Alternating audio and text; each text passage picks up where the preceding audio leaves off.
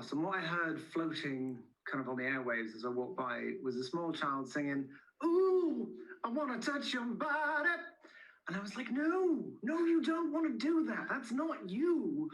And it just freaked me out. And it suddenly made me aware of this gulf between where nursery rhymes stop and where pop music kind of starts kind of pricking up their ears and gaining their interest. And there's a space which I didn't feel anyone was occupying. And what we wanted to do was create a soundtrack for a child's day, taking them right through from start to finish, and just kind of with these little just things to hang stuff off. So I think the best example is probably a song called Shiny and Bright, which is about cleaning your teeth. It's around 3 or 4, so it's quite early. And it's exactly 2 minutes long. And the idea is that you stick the song on and clean your teeth to it. And then once you've done that and stopped the song, then they've actually cleaned their teeth for 2 minutes, which is relatively hard to achieve any other way, I have found out. There's two that resonated with me. Where's my other sock? That's a daily occurrence in my house. And let's get this done. If we could just concentrate for a minute, get this done, then we could have some fun. Lottie, who's this aimed at? What kind of age group are you looking towards?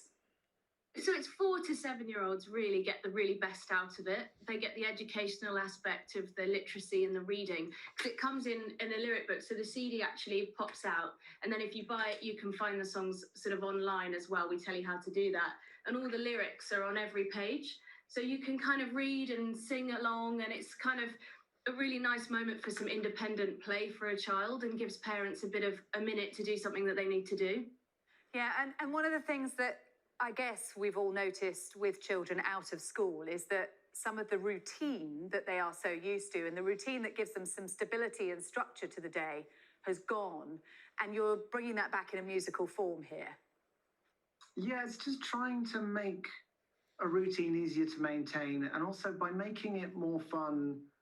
By making it more fun for the kids, it also makes it easier for the adults in general. So getting dressed usually takes forever. So Where's My Other Sock is very fast, and that was so you could treat it almost as like a getting dressed race. So it's just making everything slightly more fun was the idea.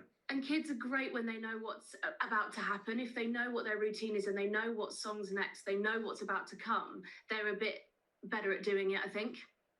Yeah. How is homeschooling for you, Newton? And how...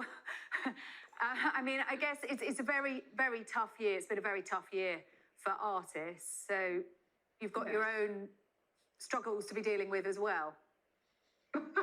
It is a challenge. To be honest, I've kind of loved it, especially so earlier this week, I was recording a bunch of vocals because I'm just finishing a record at the moment. But while I was finishing a kind of whole, I think I did 5 tracks.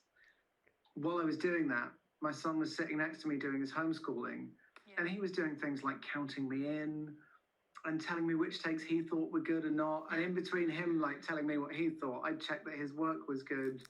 And we've just only recently, I think in the last few days, really found our feet a bit. I mean, when we first started, it was absolute hell, and I lost my temper quite a lot, which I know people struggle to imagine, but it can happen.